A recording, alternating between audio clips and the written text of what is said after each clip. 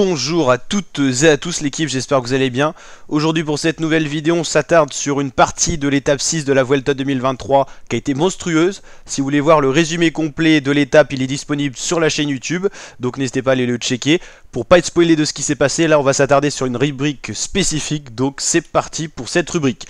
On avait donc une échappée de 40 coureurs aujourd'hui qui s'est constituée, là on est dans l'ascension finale. L'écrémage se réalise donc, pas mal de coureurs sont lâchés. Là c'est pas l'échappée mais bel et bien le peloton, donc on va pas s'intéresser à cette partie là du peloton, on va s'intéresser nous à l'échappée.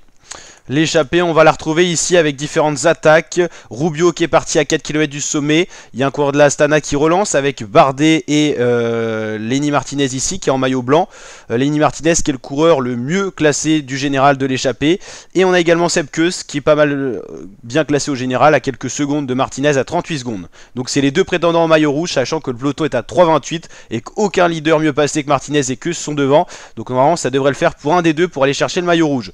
Justement, c'est peut-être les plus forts que c'est Martinez, parce qu'en tout cas on a Rubio qui est tout seul devant, Bardet et Martinez sont partis en poursuite, et Sepp Kuss est en train de rejoindre Bardet et Martinez. Ça va aller très vite pour Sepp Kuss. Rubio toujours en tête mais c'est que provisoire, parce que Bardet et Martinez reviennent vite et Kuss aussi. Voilà.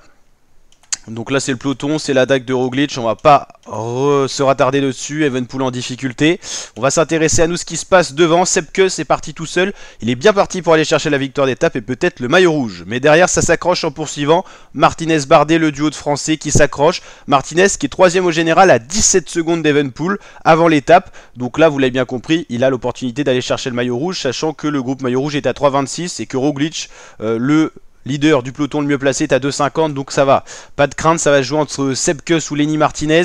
Sepp Kuss qui va aller rallier l'arrivée, qui va aller chercher la victoire d'étape, mais peut-être pas le maillot rouge, c'est pas encore fait. Voilà, Sepp Kuss qui savoure, qui prend le maillot rouge, mais ça arrive très vite du côté de Bardet et Martinez. Martinez qui va sprinter pour aller chercher le meilleur temps et aller chercher le maillot rouge. Il va prendre le maillot rouge, Lenny Martinez, c'est un gros événement. On va justement aller voir un petit peu le classement général. Sepp Kuss, non là c'est le classement de l'étape. Sepp Kuss qui gagne devant Martinez. Mais pour le classement général, Lenny Martinez prend le maillot rouge pour 8 secondes sur Sepp Kuss. 8 petites secondes qui permettent à Lenny Martinez, seulement âgé de 20 ans sur son premier grand tour qu'il réalise, d'aller chercher un maillot distinctif. Et pas rien, c'est l'équivalent du maillot jaune, le maillot rouge sur la Vuelta.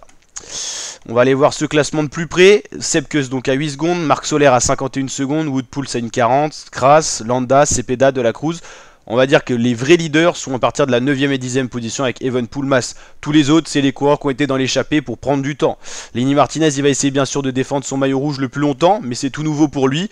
Petite équipe FDJ sur cette Vuelta, donc va falloir tenir quand même. Il est maillot blanc également, cette fois plus par procuration, avec 2 minutes 47 d'avance sur Evenepoel. C'est la même avance qu'au classement général, vous l'avez compris. Ça, c'est les gros leaders. Donc voilà, Lenny Martinez, ça lui fait beaucoup, lui qui a été interviewé juste après l'étape, beaucoup de changements dans sa carrière, lui qui est quand même jeune professionnel, 20 ans, et en tout cas il est capable de prouver de belles choses avec ce maillot rouge à la clé aujourd'hui. Donc pour l'étape de demain, normalement ça devrait le faire, c'est une étape de plat, mais on sait jamais avec la nervosité, tout ça, un tout nouveau maillot rouge, on peut chuter et tout ça, même sur une étape de plat, perdre son maillot, hein. Mais normalement ça devrait le faire pour l'étape 7, on l'a présenté en vidéo, donc n'hésitez pas à aller checker la vidéo présentation, c'est du tout plat, normalement il devrait porter sereinement sa tunique rouge. Après la météo peut s'y jouer aussi. L'étape 8 ça sera de la montagne, là faudra vraiment défendre le maillot. L'étape 8 ça sera samedi, et l'étape 9 avant la journée de repos ça sera également vallonné, donc il y a quand même deux grosses étapes pour Lenny Martinez pour conserver cette tunique rouge qui devrait normalement conserver à l'issue de l'étape 7, mais étape 8, étape 9, il a tout à prouver, un jeune coureur avec peu de références.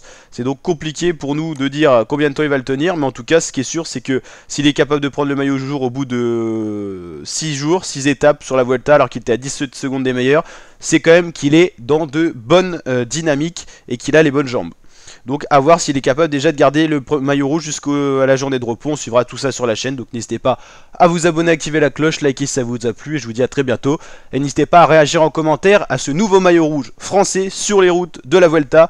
Marc Madio, le directeur sportif de la FDJ, doit être fou et doit être heureux de voir le futur de l'équipe FDJ. Thibaut Pinot va prendre sa retraite, lui qui était un peu la star de la FDJ.